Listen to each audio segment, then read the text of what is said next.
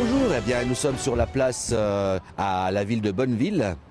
Derrière moi vous avez l'hôtel de ville et donc nous sommes ici dans le cadre du procès qui va se dérouler ici le 17 octobre, aujourd'hui même, sur les décrocheurs des tableaux de Macron. Aujourd'hui je suis là pour le mouvement ANV COP21 pour animer un peu cette conférence de presse. Donc, on va commencer par une série de tours de parole. Donc, d'abord, ce sera moi. Je vais un peu expliquer la campagne générale, etc. Ensuite, ce sera aux prévenus de prendre la parole. Et après, on prévoit un temps de questions-réponses de 10 minutes vers la fin de la conférence de presse. OK ? Qui doit se finir normalement à midi. Ok, donc comme je disais, déjà merci d'être venu aujourd'hui à l'occasion du procès de la vallée des larves des décrocheurs de portraits. Donc on est ici aujourd'hui avec Armand, Magali, Michel, Ludivine, Nicolas, Karen et Jeannot, qui sont les 7 prévenus pour des actions de décrochage de portraits. Pour ce qui est de la campagne, il s'agit d'une campagne du coup nationale qui a été lancée en février dernier en réaction à la réponse que le gouvernement a donnée à l'affaire du siècle, du coup à un recours juridique qui a été déposé contre le gouvernement pour inaction climatique et qui a été soutenu par 2 millions de Français et de Françaises et auquel le gouvernement a répondu avec nous ne changerons pas de cap face à l'urgence climatique. Du coup, suite à ça, on a lancé toute une série d'actions décentralisées, de décrochage de portraits du président Macron des mairies en France pour illustrer l'inaction du gouvernement face à l'urgence climatique et sociale actuelle. Il y a 3 revendications portées par cette campagne qu'on demande au gouvernement. Donc de 1, c'est dire la vérité sur la gravité de la situation par rapport à l'urgence climatique. 2, de mettre en place immédiatement des mesures concrètes et à la hauteur face aux défis climatiques. Et 3, de garantir la justice sociale dans les changements drastiques de société dont nous avons besoin actuellement. Donc à présent, pour faire un petit topo d'où on en est au niveau de la campagne au niveau national, il y a 133 portraits qui ont été décrochés, puis d'autres actions de désobéissance civile qui s'ajoutent à la campagne parce qu'il y a les décrochages, mais il y a aussi les sorties des portraits. Soit pour montrer des projets climaticides ou lors d'autres actions comme les marches pour le climat, les grèves des jeunes, etc. Et aussi la conférence de presse en zone interdite qui a eu lieu à Bayonne lors du G7. Donc c'est une action aussi qui dérange pas mal le gouvernement puisqu'on a eu quand même des réactions assez vite et qui font objet d'une répression assez disproportionnée par rapport à leur caractère non violent et symbolique. Donc on est déjà à 20 procès pour 56 personnes dans tous les territoires en France. Le bureau de lutte antiterroriste a été saisi. Et on a eu des perquisitions et en tout, il y a plus de presque 1000 heures de garde à vue qui ont été faites par différents activistes. Donc voilà, et du coup aujourd'hui on est, comme on l'a dit, dans un de ces procès et du coup je vais laisser les prévenus expliquer l'action au niveau local. Alors du coup nous on a enlevé les portraits dans 4 mairies de la vallée des larves, donc la mairie de Sallanches, la mairie de Passy et la mairie de Saint-Gervais et de Domancy. Donc donc aujourd'hui on est accusé de vol, mais nous on appelle plutôt ça une réquisition ou un emprunt. Donc l'objectif c'était de retirer le portrait du président pour symboliser l'inaction du gouvernement face à l'urgence climatique. Donc la symbolique c'est un peu lui décroche de ses engagements, nous on le décroche parce qu'il ne mérite pas d'être là en fait. Et à partir de ça, l'objectif c'est d'aller lui montrer en fait la réalité qu'il veut pas voir finalement. Donc au niveau vraiment local, on l'a amené au glacier des Bossons. Donc on a fait, à chaque fois on essaie de faire une petite vidéo où on explique un peu les enjeux. Donc on l'a amené au glacier des Bossons pour lui montrer la fonte des glaces et au niveau local on est encore plus, on va dire, on se rend encore plus compte du dérèglement climatique parce que c'est beaucoup plus rapide avec les glaciers. Ensuite, on l'a amené lors d'une projection du film Je veux du soleil de François Ruffin qui était organisé par les Gilets jaunes à Sallanches. Et on l'a aussi sorti à l'occasion du rassemblement CRHA, donc les citoyens résistants d'hier et d'aujourd'hui. Donc c'est un rassemblement qui a tous les ans au plateau des Glières, où il y a plein de conférences, etc. Donc voilà, l'objectif c'est vraiment on est vraiment sur la justice sociale et climatique, donc on essaye de lui montrer tout ce que lui il refuse de voir. Ensuite, on a laissé, quand on a décroché le portrait, on a laissé des lettres explicatives dans les mairies pour les élus, pour bien leur expliquer la campagne, les enjeux, que c'était pas contre eux. Donc à aucun moment on a fait cette action contre des personnes. C'est vraiment une action nationale avec un but commun en fait partout en France. C'est pas dirigé contre des personnes. Et ça, on insiste bien là-dessus. Et d'un autre côté, dans la vallée de l'Arve, on a des problèmes, on a des gros problèmes liés à la qualité de l'air et à la pollution de l'air. Et donc c'est un des enjeux en fait qui rentre dans le combat pour le climat. Et donc à haut niveau local, on met ça aussi en avant sur le fait qu'il ne se passe pas grand-chose dans la vallée pour améliorer la qualité de l'air. Et dans les dernières manifestations qu'il y a eu sur les pics de pollution, les élus nous avaient dit on ne peut rien faire à notre niveau, il faut taper plus haut, faut vous en prendre au gouvernement. Et finalement, aujourd'hui, c'est ce qu'on fait. Et puis, les maires ne nous soutiennent pas. Donc voilà, c'est un peu tout ça qu'on voulait expliquer en faisant cette action. Très bien. Du coup, pour cette action qu'on a menée dans la vallée de l'Arve, pour dénoncer l'inaction climatique et sociale du gouvernement par une action de désobéissance civile non violente, on risque 5 ans d'emprisonnement et 75 000 € d'amende. On se rend compte en fait à l'heure actuelle que justement les répressions qui sont faites envers les citoyens et citoyennes qui militent pour un avenir plus vivable pour tous et tous, qu'elle est démesurée et souvent incohérente.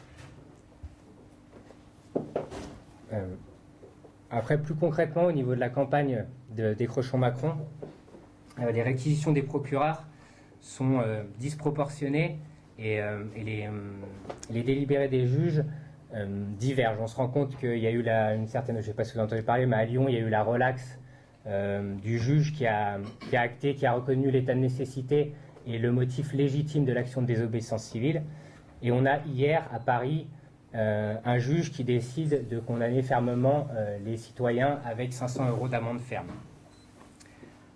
Quoi qu'il en soit, et quelles que soient les réactions et les délibérés des juges, nous sommes déterminés et nous resterons déterminés à dénoncer, on va dire, ce double discours du gouvernement à l'heure actuelle.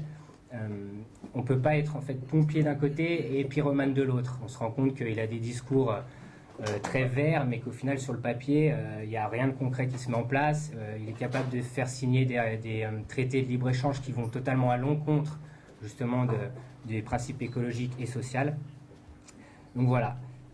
Après, personnellement, par rapport à cette action, on est tous, je pense, à travailler au niveau sensibilisation localement, à participer, à essayer de mettre en place des choses avec les élus localement. Le problème, c'est qu'au final, ça ne suffit pas. À l'heure actuelle, il faut aussi dénoncer massivement et interpeller les vrais responsables. Et nos dirigeants et les multinationales sont des responsables à part entière de ce problème.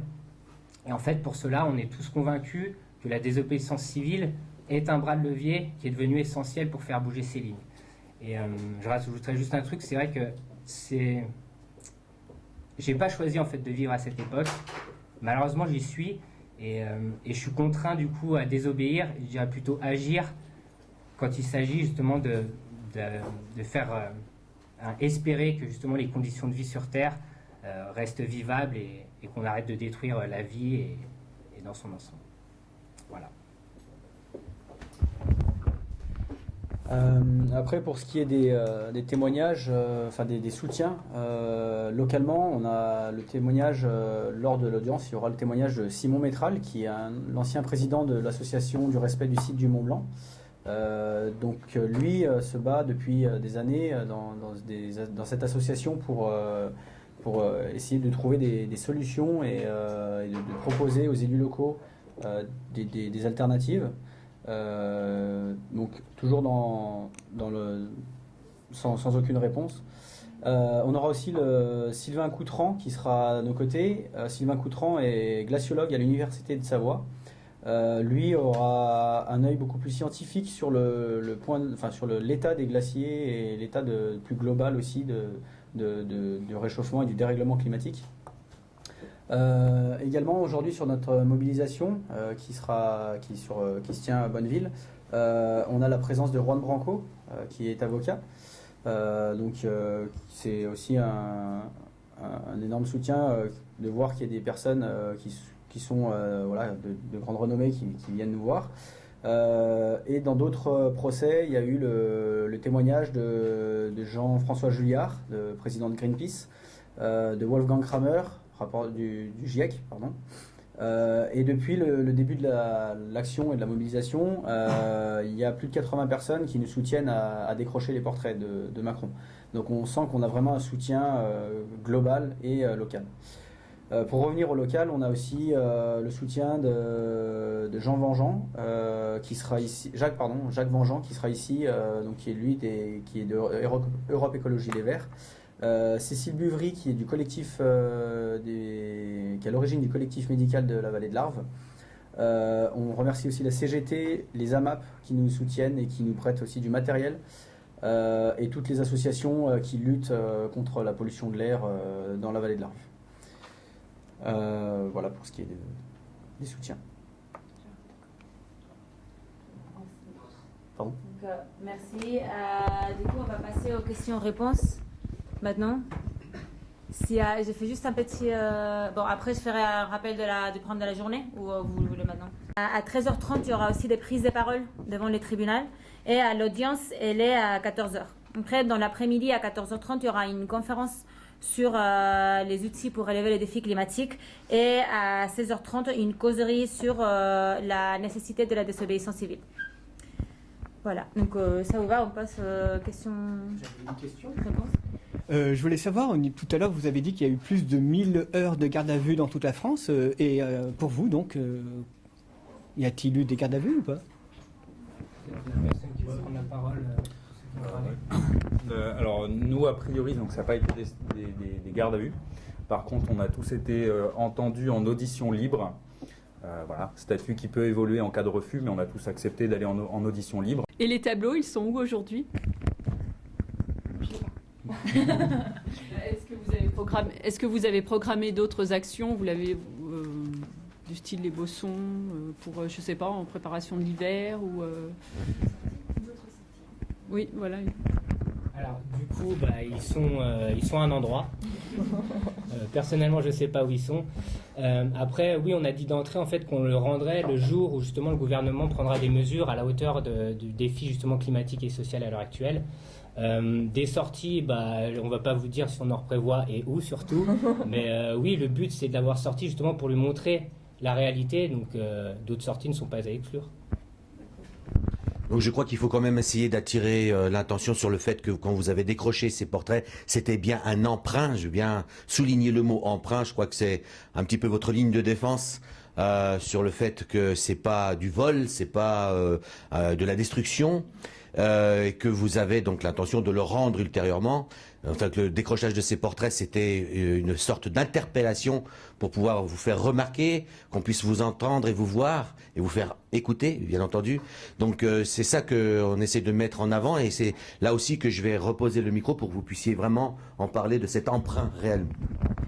L'idée est bien de les restituer. Ça a été mené de façon non violente, à visage découvert, sans souci, avec un courrier explicatif pour expliquer que c'était un emprunt temporaire en attendant le respect de ces engagements-là et qui seront restitués dès que les choses seront mises en accord entre les discours et les actes.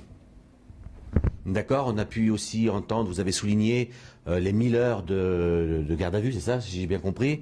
Donc une jurisprudence qui devrait éventuellement être sollicitée pour vous. Ça serait pas mal quand même, vu qu'à Lyon, ils ont relaxé les décrocheurs de tableaux parce que c'était dans la cause de la bonne cause, en fait, on va dire.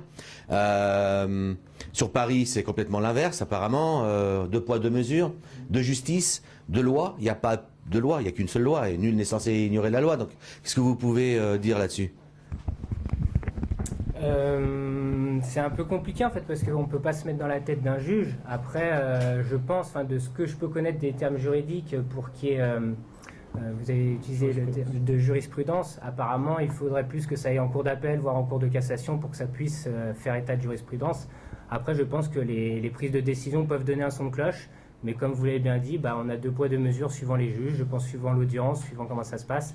Après, nous, c'est vrai qu'on a été heureux de voir que le juge de Lyon, justement, avait reconnu cet état de nécessité parce qu'on se dit que il y a quand même des gens, justement, dans la justice qui estiment que c'est nécessaire à l'heure actuelle de passer par la désobéissance civile et que du coup, ils relaxent des personnes qui étaient censées, justement, être amendées par les réquisitions du procureur. Voilà. D'accord, on aimerait connaître aussi votre état d'esprit actuel, ce que vous ressentez, si vous voyez où est-ce que vous allez ou pas, si vous avez bien réfléchi à tout ça, si vous voyez un pendant et un après. On aimerait bien que vous puissiez un petit peu vous débattre là-dessus. Juste, j'ai besoin d'une précision, je sais pas si ça besoin d'une précision, mais sur le avant et après par rapport à l'audience, par rapport à... Je parle de pendant.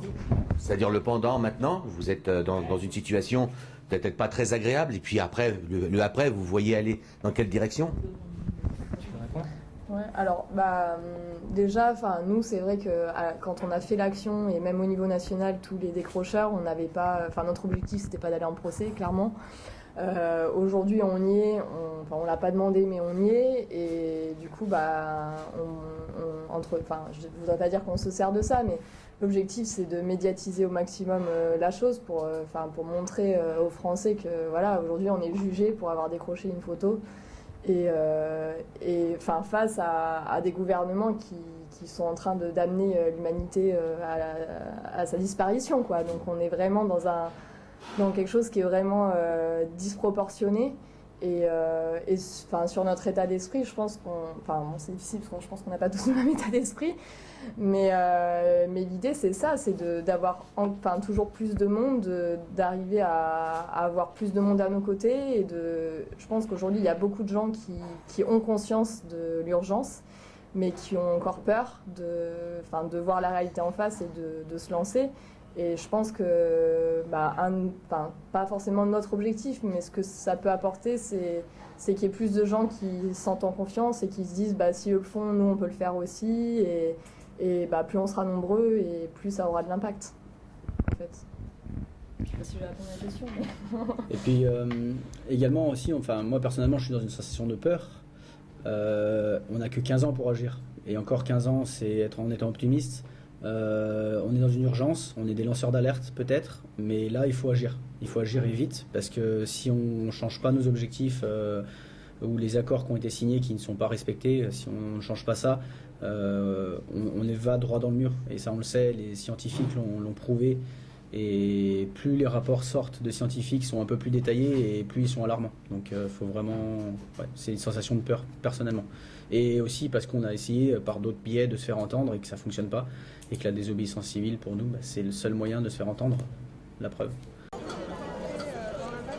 On est là, pour protéger le climat, oui on est là. Pour la planète on se bat et on baissera pas les bras, parce que la nature c'est nous, oui on est là.